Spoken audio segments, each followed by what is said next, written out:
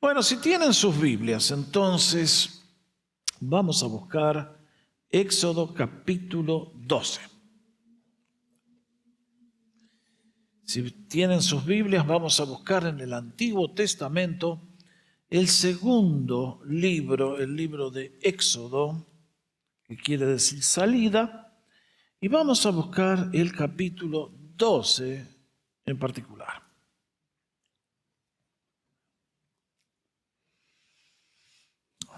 Diga un fuerte amén cuando lo encuentre. Muy bien, qué lindo. Bienvenidos todos una vez más. Para entender mejor el contexto, tenemos que entender que el pueblo de Israel un día llegó a Egipto. Lo leemos al final de Génesis y eran 70 personas. Y ahora este relato tiene lugar 430 años más tarde. De 70 personas, ahora el pueblo se ha convertido en una nación de más de 2 millones de seres. Pero todavía no son una nación, no tienen gobierno propio, no tienen territorio propio, no tienen constitución. Y para hacer las cosas peor, han sido dominados por el poder de Egipto y los han esclavizado porque tenían temor de que pudieran ser más poderosos que ellos. Han sido largas décadas de opresión para este pueblo. Ha sufrido maltratos, humillaciones, muertes, y ahora Dios ha decidido traerlos a la libertad y a que sean el pueblo de Él en forma completa. El pueblo hasta este momento ha sufrido, el pueblo de Egipto ha sufrido 9 plagas devastadoras y ahora Dios va a traer la número 10 y esta va a ser la final. Y entonces aquí tenemos un relato que, como vamos a ver, tiene muchísimos elementos que siguen gobernando las acciones de Dios aún hasta el día de hoy. Éxodo 12 dice: habló el Señor a Moisés y a Aarón en la tierra de Egipto diciendo: este mes les será principio de los meses. Para ustedes será el primer de los meses del año. Hablen a toda la congregación de Israel diciendo: en el día 10 de este mes tómese cada uno de ustedes un cordero, según la familia de los padres, un cordero por familia. Mas si la familia fuere tan pequeña que no baste para comer el cordero, entonces él y su vecino inmediato a su casa tomarán uno según el número de las personas, conforme al comer de cada hombre, harán la cuenta sobre el cordero. El animal debe ser sin defecto, debe ser macho, de 1 año. Lo tomarán de las ovejas o de las cabras y lo guardarán hasta el día 14 de este mes, y entonces será sacrificado. Toda la congregación del pueblo de Israel hará esto entre las 2 tardes. Y tomarán de la sangre y la pondrán en los 2 postes y en el dintel de las casas en que lo han de comer. Y aquella noche comerán la carne asada al fuego y panes sin levadura, con hierbas amargas lo comerán. Ninguna cosa comerán de él cruda ni cocida en agua, sino asada al fuego, su cabeza con sus pies y aún las entrañas. Ninguna cosa dejarán de él hasta la mañana, y lo que quedare hasta la mañana, a quemarlo en el fuego. Y lo comerán de esta manera, ceñidos vuestros lomos, vuestro calzado en vuestros pies y vuestra vara en vuestra mano, y lo comerán apresuradamente. Es la Pascua del Señor. Porque yo pasaré aquella noche por la tierra de Egipto y heriré a todo primogénito en la tierra de Egipto, así de los hombres como de las bestias, y ejecutaré mis juicios en todos, sobre todos los dioses de Egipto. Yo, el Señor. Y la sangre les será por señal en las casas donde estén. Y veré la sangre y pasaré de ustedes. Y no habrá en ustedes plaga de mortandad cuando hiera la tierra de Egipto. Y este día les será en memoria y lo celebrarán, marquen la próxima expresión, como fiesta solemne. Eso es lo que vamos a estar estudiando en esta semana. Para el Señor, durante vuestras generaciones, por estatuto perpetuo lo han de celebrar.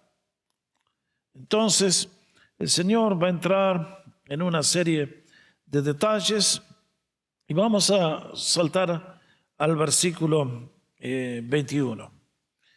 Y Moisés convocó a todos los ancianos de Israel y les dijo: saquen y tomen corderos por vuestras familias y sacrifiquen la Pascua.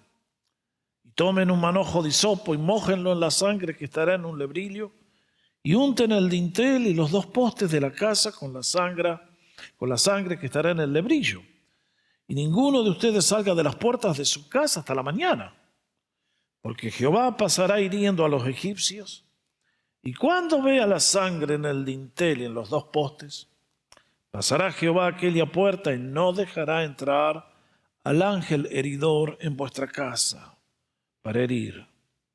Guardarán esto por estatuto perpetuo para ustedes y vuestras hijas para siempre. Hay mucho más para leer, pero versículo 29.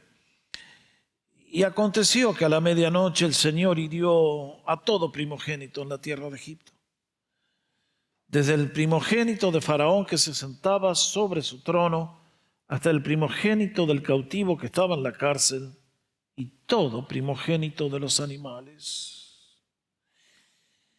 Y vamos a pasar a Levítico, un libro más adelante, al capítulo 23.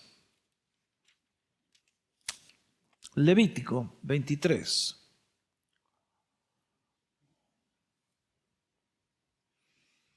La palabra Levítico hace referencia a que este libro contiene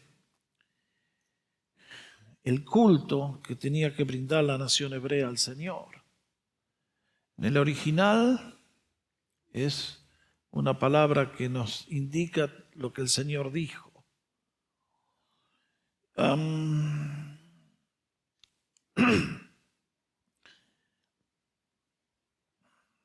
Capítulo 23, versículo 1. El pueblo está por entrar a la tierra y se les enseña cómo deben conducirse. Habló el Señor a Moisés diciendo: habla a los hijos de Israel y diles: las fiestas solemnes, marquen esa expresión, del Señor, las cuales proclamaréis como santas convocaciones, serán las siguientes. 6 días se trabajará, mas el séptimo día será de reposo, santa convocación. No harán ningún trabajo, día de reposo es de Jehová, en donde quiera que lleguen a habitar. Versículo 4, estas son las fiestas solemnes del Señor, las convocaciones santas, a las cuales convocará en su debido momento. Primera de ellas, en el mes primero, a los 14 días del mes, entre las 2 tardes, es la Pascua del Señor. Y a los 15 días de este mes es la fiesta solemne de los panes sin levadura. Al Señor, y 7 días van a comerse panes sin levadura. El primer día tendréis santa convocación, ningún trabajo de siervos harán, y ofreceréis al Señor 7 días ofrenda encendida. El séptimo día será santa convocación, ningún trabajo haréis en ella.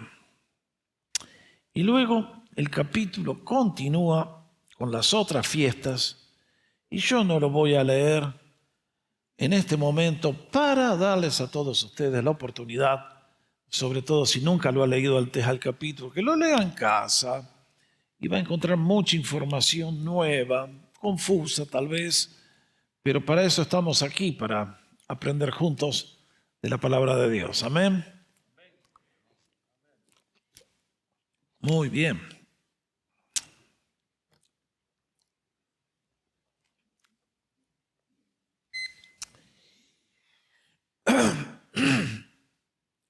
Allí tienen el título en la pantalla de la serie de enseñanzas que quiero compartir con ustedes en este día y en las próximas noches. Destellos de su gloria. ¿A qué se refiere, pastor? Mis amados, nuestro Dios es un Dios de gloria en todas las dimensiones que implica esa palabra. Él es glorioso en todos sus atributos y en todo su ser. Uno conoce algo de Dios y se asombra porque Él es poder infinito, sabiduría infinita, amor infinito, justicia, santidad, todo multiplicado por el infinito. Y su grandeza es la que nos hace reverenciarle, amarle, servirle. Pero también no solamente que Él es un ser glorioso, sino que en todo lo que hace en el diario vivir y en su plan para ustedes y para mí, ha hecho cosas que, como confío demostrar, nos van a llevar a la adoración y a darle gracias de una manera realmente asombrosa. Lo que vamos a estudiar en estos días son las 7 fiestas que el Señor estableció para el pueblo de la antigüedad. Y quiero asegurarles que al igual que cuando la luz pega contra diamantes bellísimos en una corona, así cada una de estas fiestas del Señor son un destello de su gloria, que nos informa de la grandeza de su ser y de su plan para ustedes y para mí. Por lo tanto, confío que ustedes van a encontrar este estudio nutritivo, saludable, de bendición, y confío que van a salir de este lugar en un nuevo nivel de comprensión de la grandeza de Dios, con un nuevo nivel de entusiasmo por el Señor y con un nuevo nivel de entusiasmo por la tarea que nos ha dado. Porque ciertamente lo que vamos a ver son cosas dignas de asombro, aunque a primera lectura pueden parecer un poquito difíciles. Alguien me preguntará, pastor, entonces, ¿por qué estudiar estas fiestas? Les doy rápidamente 3 razones. Primero, quiero tratar este tema para que todos puedan entender mejor la Biblia. Si usted me pregunta, ¿la Biblia es un libro fácil? No. Tiene partes que son muy claritas y fáciles, pero tiene partes que son muy complejas. Si usted agarra el libro de Levítico por primera vez, no me extraña que a los 5 minutos está profundamente dormido. Está bien, está bien. Todos hemos empezado en el mismo punto. Pero, como les muestro, ustedes y yo cuando inclusive leemos los libros fáciles como es la vida del Señor en los Evangelios, encontramos esta expresión. Se aproximaba la fiesta de los panes sin levaduras, llamada la Pascua. Alguien que lee esto por primera vez dice, ¿de qué estamos hablando, pastor? ¿Qué es esto de panes sin levadura? ¿Qué es la Pascua? Mi primer deseo al enseñar este tema es que tengan una mejor comprensión de tanta información que tiene la Biblia.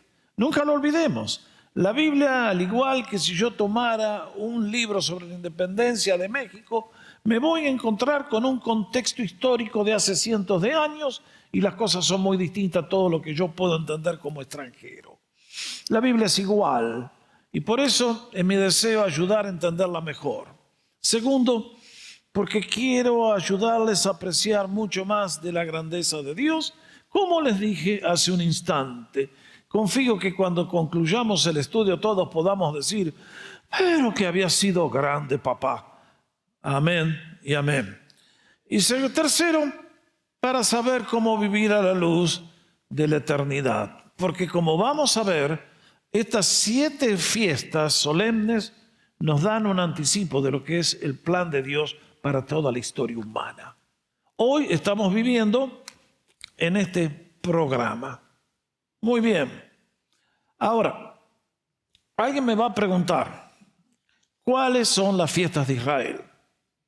Bueno, ahí tienen la próxima transparencia. Y si ustedes y yo hubiéramos leído Levítico 23 completo, hubiéramos encontrado que el Señor estableció 7 fiestas para el pueblo del Antiguo Testamento. Alguien me va a decir, pastor, ¿estas son las únicas fiestas que tiene el pueblo hebreo? No. Si ustedes le preguntan a un hebreo del día de hoy, van a decirles que tienen la fiesta de Hanukkah, la fiesta de las luces. Otros le van a decir, también tenemos la fiesta del Purim. Esas dos fiestas empezaron mucho después que el Antiguo Testamento fue escrito. Otro día se las cuento. Y luego tienen celebraciones civiles, como el Día de la Independencia, etcétera, etcétera. Pero eso a nosotros no nos interesa. A nosotros nos interesan las fiestas que el Señor estableció en este capítulo de Levítico 23, que usted lo va a leer después en casa para saber cuáles son. Pero si mira bien, va a encontrar que 4 de ellas tenían lugar en la primavera y 3 de ellas en el otoño. Las 3 primeras de ellas no quise leer mucho para no crear confusión, pero en el mismo fin de semana tenían lugar 3 fiestas juntas. ¿Cuáles eran ellas? La Pascua, los panes sin levaduras y las primicias. Mañana a la noche lo vamos a ver a todo eso. La cuarta fiesta, 50 días más tarde, en el mes de junio, venía la fiesta de Pentecostés. Y luego había un espacio hasta el mes de octubre, cuando se celebrarían 3 fiestas más. La fiesta de las trompetas, el día de expiación, que era el día más solemne del año, y luego la fiesta de los tabernáculos. Ahora, les dije hace un rato que estas fiestas son un despliegue del plan de Dios para la raza humana. Esas 4 primeras fiestas que ustedes ven allí en la pantalla, que tienen lugar en la primavera, ya se cumplieron todas con la primera venida del Señor. Las otras 3 que están para tener lugar en el otoño, todavía están esperando la segunda venida del Señor. Y por lo tanto, aquí tenemos un programa muy completo y muy detallado, como vamos a ver. Y quiero decirles esto, que el término fiestas que utiliza el Antiguo Testamento, no es lo que decimos los hispanos. Cuando a mí me invitan a una fiesta, yo entiendo que me están invitando a una pachanga. Dios no hizo eso. Nos está invitando a una celebración muchas veces muy alegres, otras veces muy solemnes. Por lo tanto, como vamos a ver, y ya lo leímos 2 o 3 veces, son santas convocaciones. Son días cuando la nación tenía que congregarse y participar de un evento que era para su bien. Ahora, ¿cuál fue la primera de las fiestas? ¿Y cuál es la primera del año en la actualidad?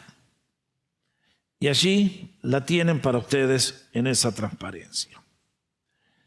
Leímos juntos en Éxodo y en Levítico que la primer fiesta anual, marquen eso, es la fiesta de la Pascua.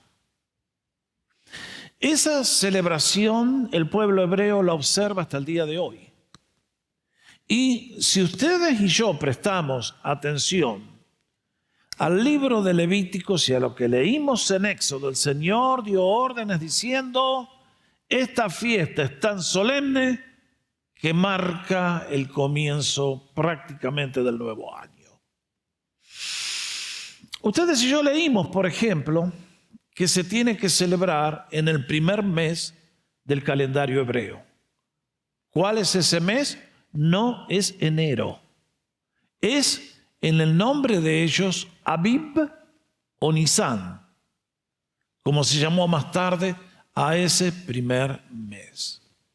Y la Pascua era un evento de una noche que se tenía que celebrar, como leímos, en el día 14.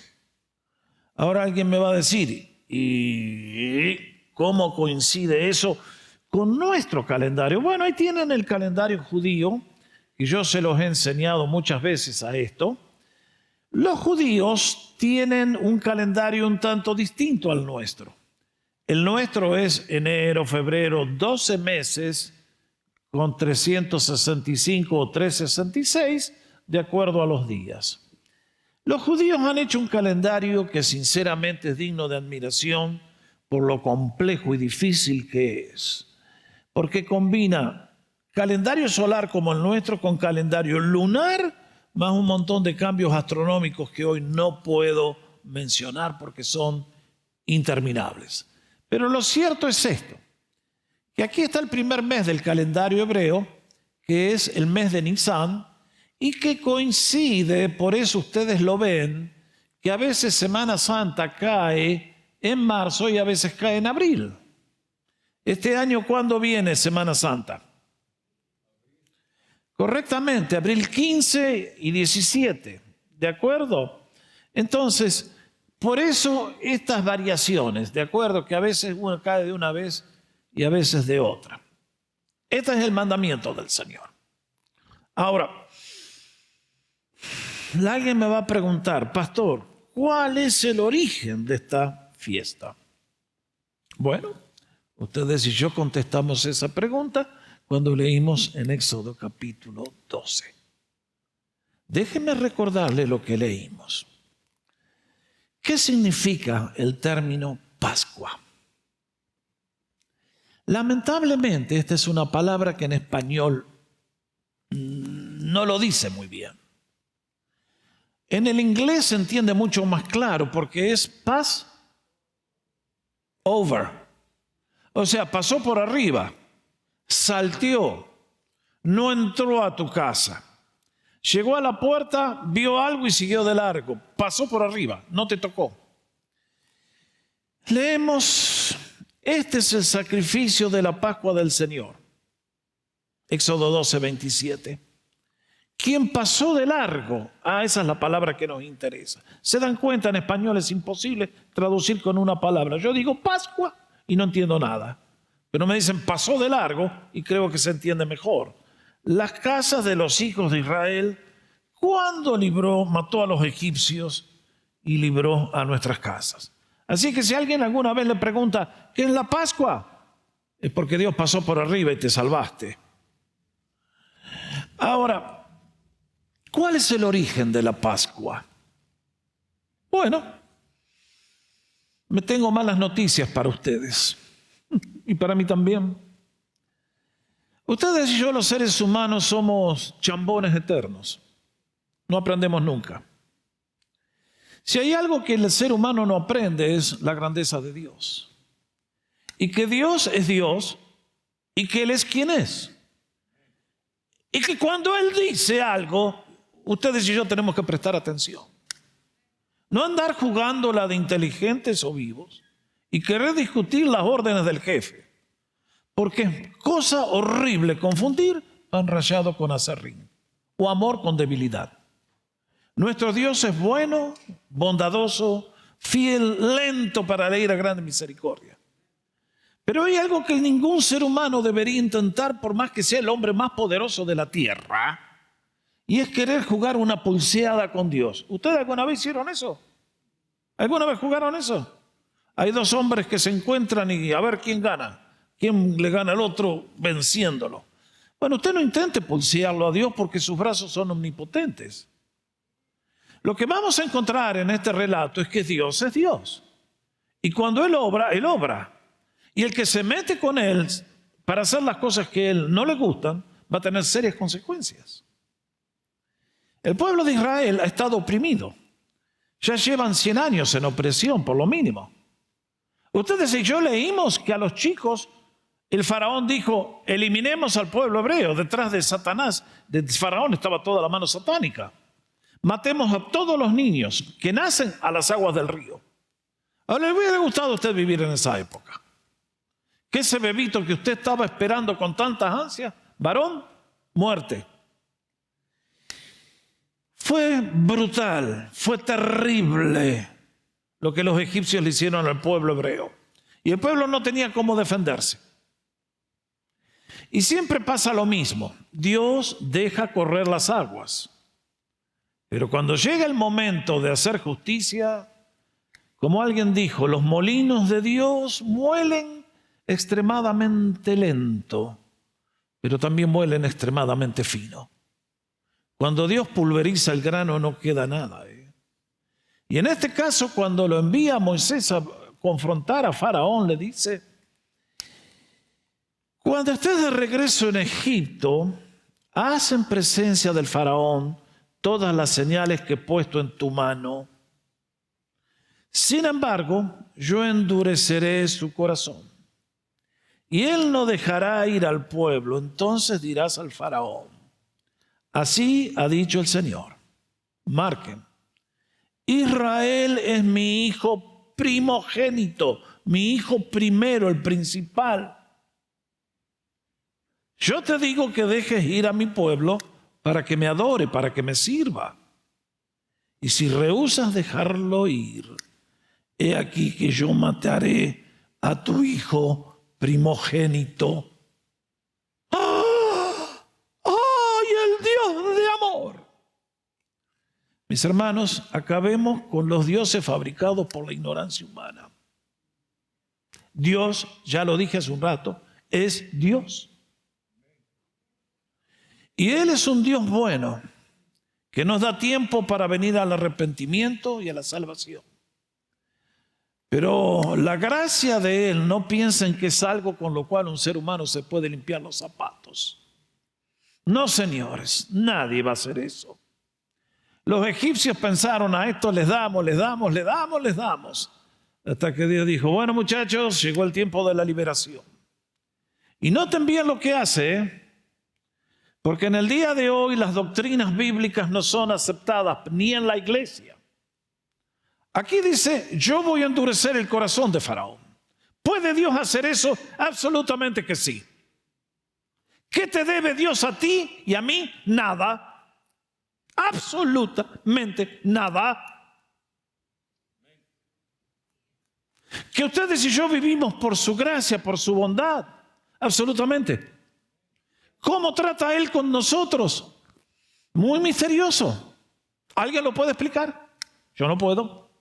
Lo único que sé es que yo estoy aquí porque yo, sin darme cuenta, Él obró en mí para traerme al conocimiento de Él, a la salvación, me dio la fe y hoy estoy aquí. Pero Dios es Dios y Él puede endurecer a quien quiere. Y tenemos que predicar este mensaje porque hay seres humanos que dicen: yo. ¿Alguna vez te pusiste a pensar que Dios te pudo haber creado como faraón para desplegar su gloria destruyéndote? A ese Dios hay que temerle, es un monstruo. Aprenda a temerle, será el principio de su sabiduría. Eso es lo que la Biblia nos enseña. Qué mal que está Dios. En el día de hoy queremos juntarnos para que nos hablen de cosas lindas. Quieren que el púlpito cristiano sea como el del consejero y el motivational speaker que habla cosas lindas y tira píldoras de azúcar a todo el mundo y miel. Sorry, el Dios viviente no encaja en esa fórmula. Él es Dios. Y en este caso le advierte a Faraón: tú te metiste a jugar con mi primogénito, los hiciste sufrir y ahora yo me voy a ocupar de tu primogénito. Y cuando él dice: ¿a quién vamos a recurrir el día del juicio si hemos sido enemigos de Dios? Pregúntenle a los egipcios. Llegó el día y vino la primera plaga, y vino la segunda, y vino la tercera, y vino la cuarta y la quinta. Y el faraón rehusaba soltar al pueblo y dejarlo que se vaya al desierto. Y entonces vino la número 10. Y es en este caso que comienza la Pascua. Noten bien, el pueblo de Israel no pidió la Pascua como ustedes y yo no pedimos nada. Vivimos en nuestro mundo ahí. Pero Dios tiene un plan, es su plan. Y demos gracias que Él tiene un plan y bendita la persona que entra en su plan sin dudar de las promesas del Señor. Lo cierto es que esta plaga que va a venir ahora es una plaga completamente distinta a las 9 anteriores. ¿Por qué? ¿En qué se diferencia? En que si ustedes miran el mapa de Egipto, hasta ese momento la nación hebrea había estado en la tierra del delta, que ustedes y yo estudiamos, donde el Nilo desemboca en el Mediterráneo, una región de tierra fértil. Los judíos estaban ahí y luego estaba toda la nación hebrea. Y durante las primeras 9 plagas, mis amados, El pueblo hebreo no tuvo nada que hacer. Dios simplemente cayó como una tonelada de piedras contra el pueblo egipcio. El pueblo hebreo tranquilos en sus casas, pero el pueblo egipcio sufriendo los horrores que ellos mismos se buscaron. Pero ahora llega la 10ª plaga. Y acá sí hay un cambio muy importante. Y es que Israel tiene que hacer algo. Porque ahora Dios va a intervenir y va a pasar sobre las 2 naciones.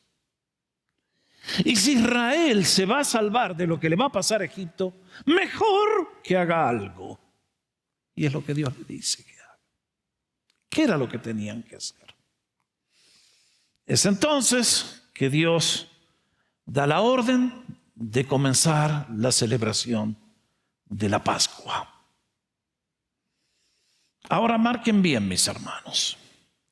Alguien me va a decir, ¿para qué sirve esa Pascua?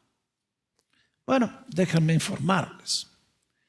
Esta Pascua fue instituida para el Señor para enseñarnos lecciones vitales a ustedes y a mí, que son para el primer día en Egipto como para el día de hoy aquí en Pasadena en el siglo XXI. ¿Cuál es la lección que Dios le quería enseñar al pueblo de aquellos días y al pueblo de nuestros días? En primer lugar, mis amados, marquen lo que está allí en la pantalla. Nuestra necesidad de un sustituto. Marquen bien. Dios va a mandar a su ángel. Su ángel tiene poder. Su ángel opera en la oscuridad. Nadie lo vio al ángel cuando llegó a cumplir su misión. El ángel tiene conocimiento muy elevado que tú y yo no tenemos. Si entraba a tu casa no iba a matar al número 2 o al número 3, iba a matar al número 1. Y entonces, aquí el Señor nos enseña, la sangre les servirá de señal en las casas donde estén. Yo veré la sangre y en cuanto a ustedes pasaré de largo, y cuando castigue la tierra de Egipto, no habrá entre ustedes ninguna plaga para destruirles. ¿De qué estamos hablando, mis amados? Mis hermanos, acá nos presenta la necesidad de que tú y yo tenemos de un sustituto si queremos ser perdonados por Dios y ser salvos. Hace un rato les dije, los seres humanos somos chambones eternos porque no entendemos el problema del pecado.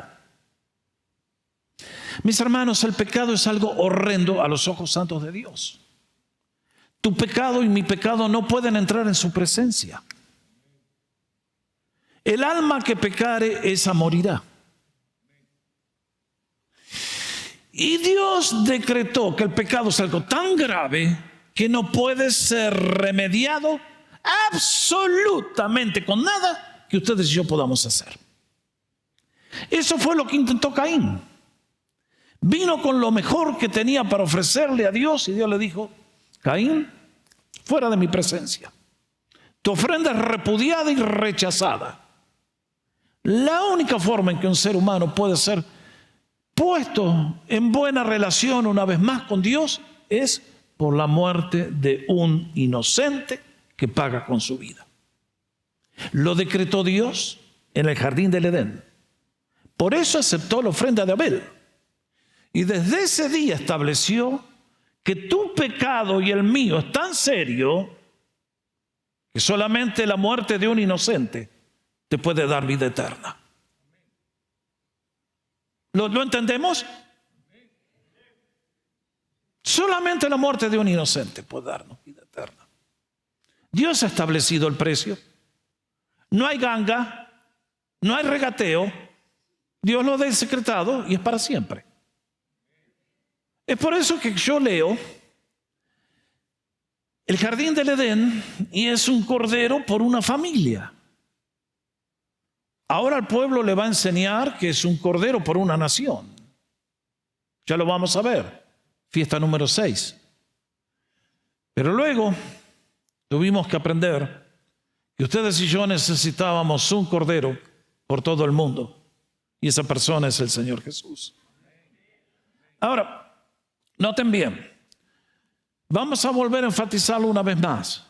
Es imposible, absolutamente imposible, para un ser humano manchado con el pecado, que se ha revolcado en el mal, presentarse delante de Dios y esperar que lo perdone y lo acepte y le dé la entrada al cielo, porque a Él le parece. Si no hay un ser inocente que pagó con su vida, estamos todos condenados. Hasta que un ser humano no entiende ese concepto, nunca podrá ser salvo. En estos días Navidad, ¿para qué sirve la Navidad? Nos limpiamos los zapatos con la Navidad y el nombre del Señor. Damas y caballeros, ¿qué nos dijo el ángel? Ahí les mando un Salvador que trate con el problema más grande que tienen. ¿Has resuelto el problema más grande que tú tienes con Dios? Segundo, la Pascua nos enseña también la persona del Cordero.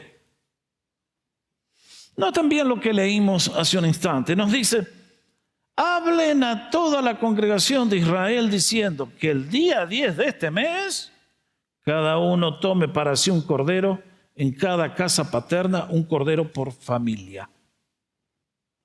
La Pascua era en el día 14. ¿Por qué tenían que tomar un cordero en el día 10? Lean lo que sigue a continuación. El cordero será sin defecto, macho de 1 año.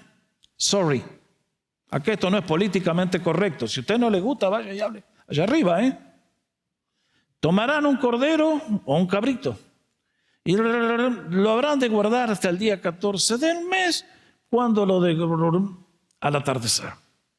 ¿Para qué era este periodo? Mis hermanos, Dios no acepta defectos.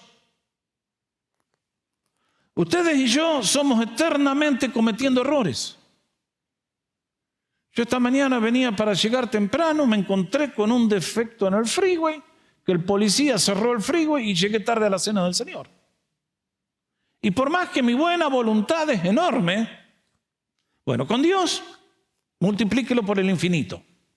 Con Dios no hay chance. Si alguien va a morir por otro, tiene que ser un animal sin defecto.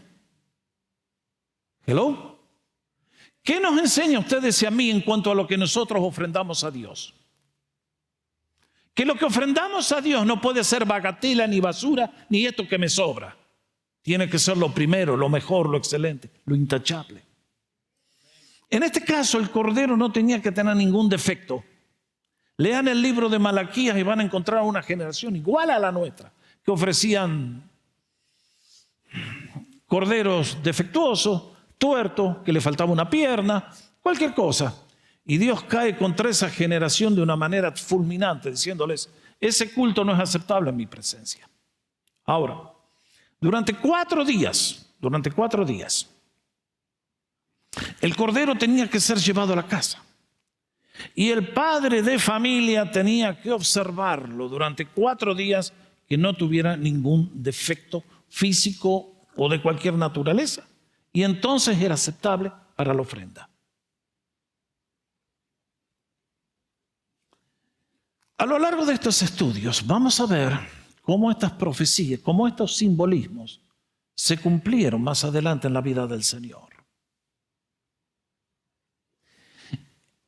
Un día, 1500 años más tarde, el Señor entró en Jerusalén. Un día domingo, primer día de la semana. Y durante 4 días el Señor estuvo siendo examinado. Lean el relato en los evangelios. Lo atacaron de todos lados diciendo: a ver, ¿qué dices tú? ¿Qué dices tú? Y el Señor les tapó la boca vez tras vez tras vez. Y finalmente había que entregarlo al Cordero de Dios, que moriría por nosotros. Y ustedes recuerdan el juicio farsesco que tuvo que soportar el Señor. Una burla. ¿Pero era el Señor un cordero manchado o era un cordero sin mancha el que murió? ¿Qué dijo Pilato, el gran gobernador romano? No encuentro en este hombre ningún delito. No encuentro ninguna de las causas que lo acusan. Este hombre es intachable. ¿Qué dijo Judas? Yo he pecado entregando sangre inocente. ¿Qué dijo el centurión después que el Señor murió? Este ciertamente era el Hijo de Dios. Mis hermanos, el Cordero que entregó su vida en el Calvario por ti y por mí no tenía ninguna mancha. Era un ser impecable. Porque si tenía una sola manchita, su sacrificio no valía nada. Es por eso que el sacrificio del Señor tiene valor incalculable. La cruz de Cristo no es como cualquier otra muerte. Los romanos por año mataban miles en la cruz, pero la cruz del Señor no es como el resto de las cruces. En la cruz del Calvario murió el Cordero perfecto. Y si nunca se lo había leído, permítame que se lo recuerde en lo que dice el apóstol Pedro, escribiendo años más tarde a los creyentes. Tengan presente que han sido rescatados de su vana manera de vivir, la cual heredaron de sus padres, no con cosas corruptibles como oro o plata, sino con la sangre preciosa de Cristo, como de un cordero, sin mancha y sin contaminación. ¿Usted valora al Señor? Gracias. Es por eso que ustedes y yo, al entrar a estas cosas, estamos pisando en terreno muy sagrado, mis amados. Al igual que a Moisés, que se le dijo, quítate los zapatos de tus pies porque estás en terreno santo. Con esa actitud ustedes y yo tenemos que entrar a estos relatos y a estas experiencias. Pero alguien me dirá, pero pastor, ¿cómo puedo estar seguro que Jesús será el Cordero de Dios? Bueno, ¿qué dijo Juan el Bautista? Cuando llegamos a los días del Señor, el Señor tiene todo preparado. En la primera Navidad Cristo vino a nacer para justamente ser nuestro sustituto en la cruz. Y cuando Juan lo ve venir, ¿qué dice? He aquí el Mesías, he aquí un hacedor de milagros, he aquí el gran maestro. No, ¿cómo lo definió? 1:29. Juan vio a Jesús que venía hacia él y dijo, he aquí el Cordero de Dios que quita el pecado del mundo. Márquelo bien. Jesús es mucho más que un buen maestro. Él no nació para enseñarnos, aunque sus enseñanzas son las mejores del mundo. No nació por todas las cosas que a ustedes y a mí nos preocupan. Jesús nació para ser nuestro sustituto en la cruz del Calvario. Y si alguien tiene todavía dudas, años más tarde el apóstol Pablo le habría de escribir a una iglesia torcida como pocas, diciendo en 1 Corintios 5:7, límpiense ustedes de la vieja levadura, para que sean una nueva masa como lo son en realidad, sin levadura. Ya lo vamos a explicar en la próxima fiesta eso.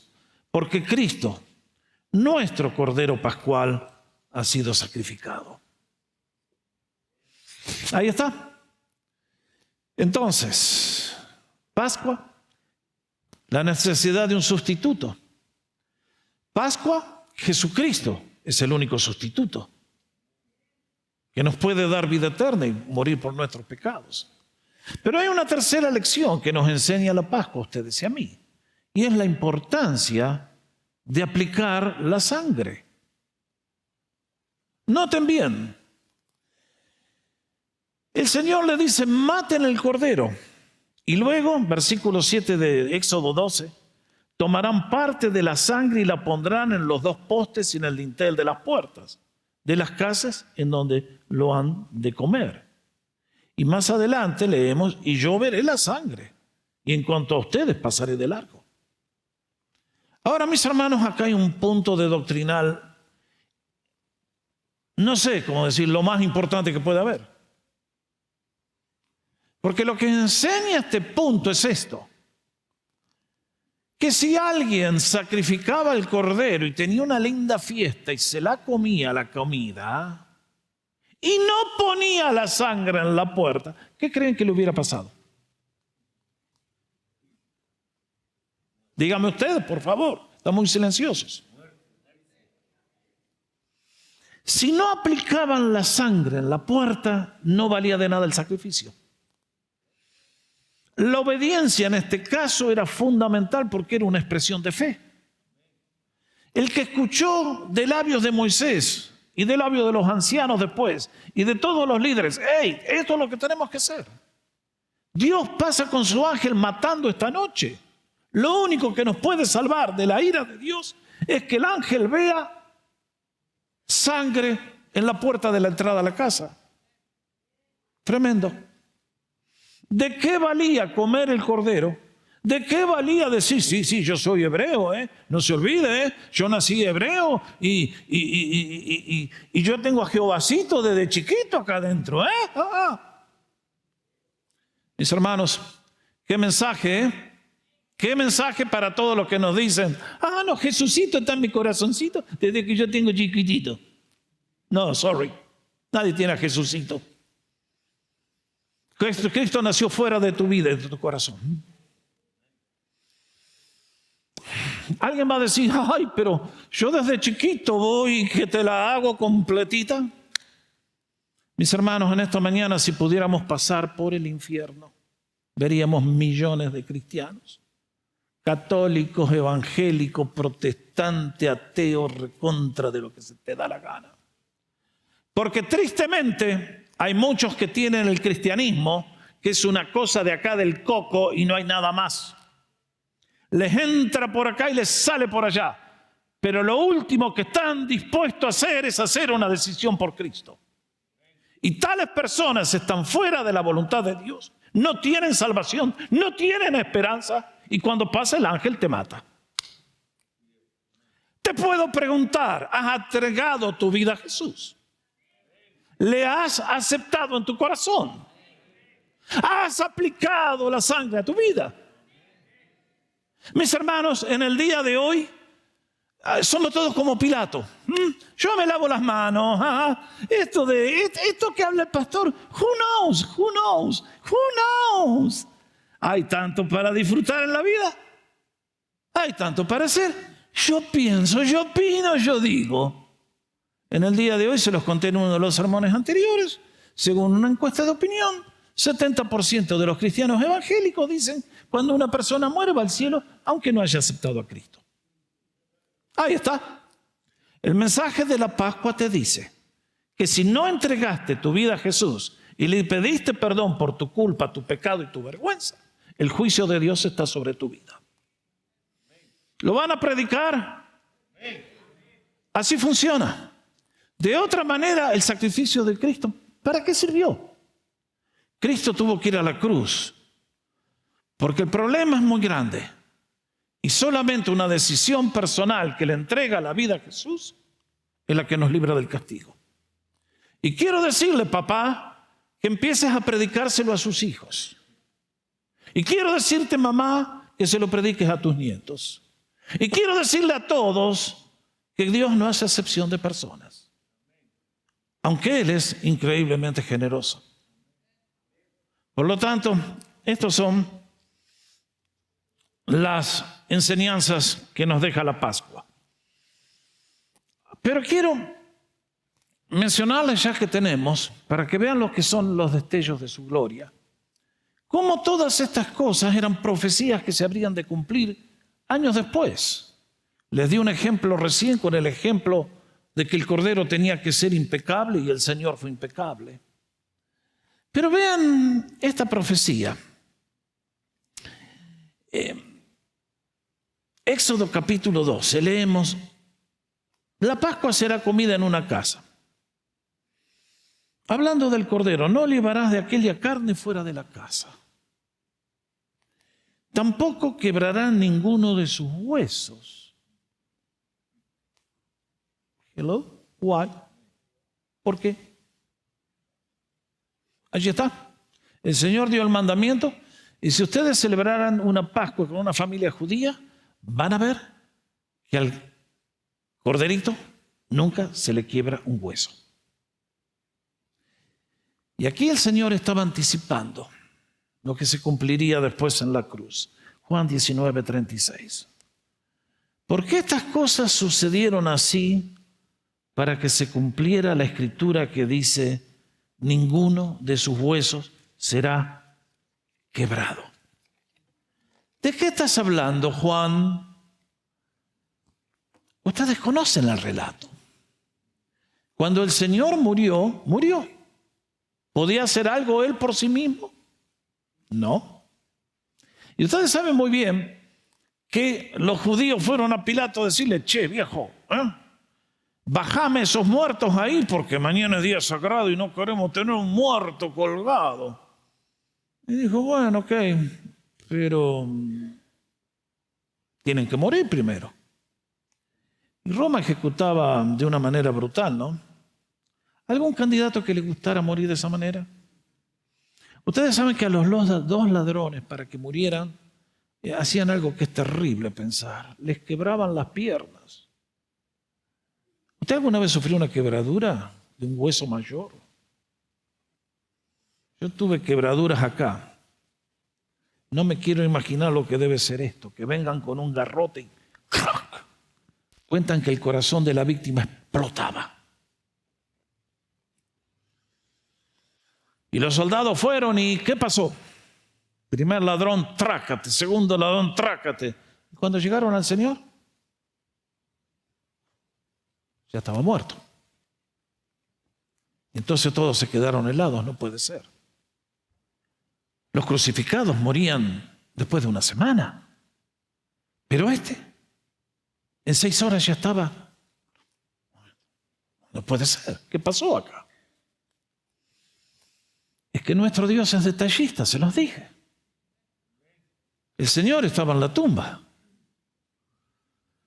Pero había ángeles que custodiaban toda la escena. Y ningún ser humano va a hacer algo que contradiga la palabra de Dios. Y en este caso, nadie tocó los huesos del Señor. Fueron y clavaron la lanza, pero no tocaron sus huesos. ¿Se cumple la palabra de Dios? Eternamente y para siempre, mis amados. Es por eso que uno tiene mucho más para hablar, pero se las voy a decir muy rapidito. Y es que esta Pascua anticipa lo que hoy, esta mañana más temprano, celebramos, la Cena del Señor. No puedo entrar, lo voy a explicar mañana con más detalles. La Pascua hebrea fue abandonada. Hoy el pueblo del Señor celebra la Cena del Señor. La Pascua hebrea caducó. Hoy ustedes y yo somos llamados a celebrar la Cena del Señor. Es el memorial. Y además quiero decirles que la Pascua también anticipa la cena de las bodas del Cordero. ¿Qué es esto? Cuando llegamos a Apocalipsis, al final de la historia, cuando todos los creyentes estemos en la presencia del Señor, el libro de Apocalipsis dice: bienaventurados los que han sido llamados a la cena de las bodas del Cordero. ¿Sabía usted que va a participar de esa fiesta? La mayoría no. Bueno, tengo buenas noticias. Por el hecho que hubo una Pascua y por el hecho que Cristo murió, usted y yo tenemos un futuro en su presencia. Por lo tanto, aquí esta Pascua es un anticipo de eso. Y es por eso que ustedes y yo, si nos damos cuenta, ahora entienden por qué yo dije que las celebraciones de Israel son destellos de la gloria de Dios. Mañana vamos a ver la fiesta de las primicias. Cómo nuestro Dios no lo toma a nadie de sorpresa. Cómo nuestro Dios nos va aprendiendo sobre la marcha. Cómo Él hace las cosas con sus perfecciones infinitas, absolutas, y nadie lo puede contradecir y no le erra nunca. Todo es perfecto en Él. Es por eso que les dije, mis hermanos, si tu pulso espiritual está bien, Creo que este mensaje tiene que poner tu corazón a gozarse. Tiene que ponerse tu corazón a latir en alegría, sabiendo que no perteneces al pueblo de Egipto y que cuando venga la ira de Dios y el ángel pase matando, la sangre de Cristo, si está aplicada a tu corazón, te limpia de todo pecado. Y eres salvo una vez y para siempre, por siempre, jamás. Bendito sea el nombre del Señor. Es por eso que les dije, estos son destellos de la gloria de Dios. Y nos deben llevar a la adoración, a la gratitud, al servicio y a decir, Señor, úsame para proclamar este mensaje a todos los que están bajo la ira tuya, Señor, porque el ángel va a pasar y no queda nadie, al igual que pasó en Egipto. Pero por el contrario, gracias, Señor, que a pesar que hemos pecado contra ti tantas veces, tu misericordia y tu bondad son más grandes que toda nuestra miseria. En esto se encarece el amor de Dios por nosotros, en que siendo aún pecadores, Cristo murió por nosotros. Bendita realidad, bendito mensaje, bendito Señor y Salvador. ¿Su pueblo le ama?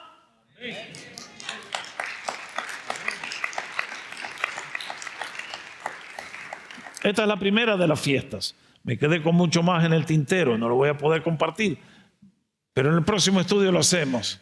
Creo que hay material para considerar, les dije, la grandeza del Señor. Esta es la primera de las celebraciones. Es una celebración que para el pueblo de Israel era algo muy solemne y muy decisivo.